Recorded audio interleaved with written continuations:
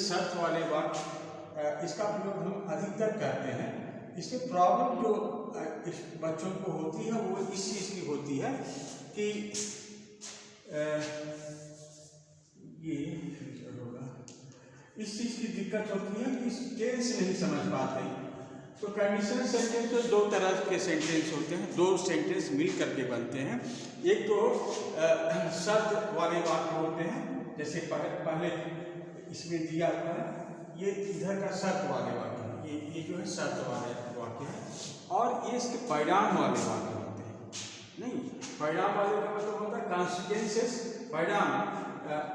ये शर्त होगा तो ये परिणाम होगा, ये शर्त होगा तो ये परिणाम होगा। तो ये तो आप इसको समझ सकते हैं, लेकिन जो प्रॉब्लम होता है टेंस से रिलेटेड होता है। टेंस से रिलेटेड जो मुख्य चीज़ होता है वो उसको आपको ध्यान में रखना चाहिए, क्योंकि ये सेंटेंस बहुत ही लोग यूज़ करते हैं, अक्सर गलत बोल देते हैं। तो एक इसको बहुत ध्यान से सुनिए। कंडीशनल सेंटेंस है तो इफ से स्टार्ट होगा। If I meet him, if I meet him ये प्रेजेंट टेंस, ये जो कंडीशन वाला सेंटेंस होगा प्रेजेंट टेंस में होगा। आई shall know him, I shall know him का मतलब मैं उसे जानूंगा, ये फ्यूचर में होगा। तो पहले तरह का वाक्य इस तरह का होता है। अगर कंडीशनल सेंटेंस प्रेजेंट में है तो कॉन्सिक्वेंस वाला सेंटेंस जो है फ्यूचर में होगा। जैसे if you come I shall give you sweet, if you come I shall give you a piece of cake, cake अगर तुम आओगे तो मैं ये दूंगा। तो ये समझ लो कि ये अगर ये प्रेजेंट में होगा तो ये फ्यूचर में होगा, ये प्रेजेंट में होगा तो ये फ्यूचर में होगा, ये फ्यूचर है। तो if I meet him I shall know him, ये इसको समझ गए। दूसरा जो कंडीशन ये होता है, अगर ये पास्ट में है, पास्ट में जैसे ये इफ आई मेट, मीट का मेट होता है V2 है यहाँ पर, ये V2 है। और if I were to meet, ये भी पास्ट में है। तो दोनों स्थिति में इधर का जो है शायद जो शुड में बदल जाएगा और विल जो है कुड में बदल जाएगा, बस इतना ही फर्क होगा। ये पास्ट में है तो ये भी पास्ट में ही होगा।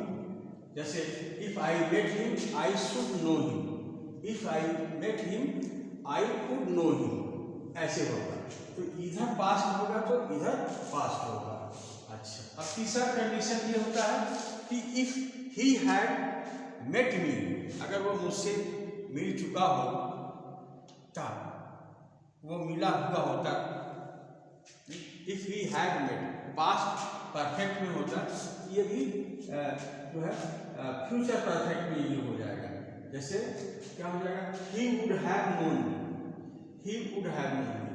तो ये पास्ट में होगा, ये फ्यूचर परफेक्ट में होगा। ही would have known me, I should have known, ये भी पास हो जाएगा, इसका भी पास हो जाएगा। शैल का शुड होगा, विल का वुड होगा, तो ये भी इसी टेंस में बदलेगा। तो इसी अनुसार आप बदलिएगा।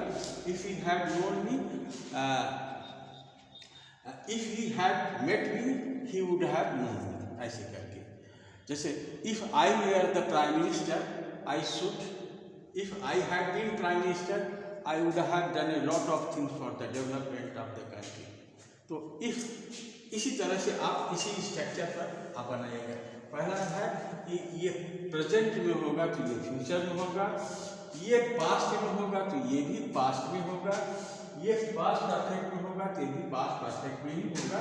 जब क्योंकि शायद शुड का ये पास्ट बदल जाता है ना, शायद का शुड हो गया, विल का वो हो गया, इसका मतलब पास्ट में हो गया नहीं।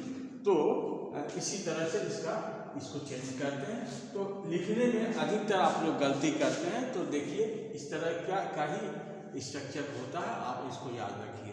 तो आई थिंक यू अंडरस्टैंड। अगर ये आपको अच्छा लगा, कैसा लगा, ज़रूर आप कमेंट में लिखिएगा। Thank you.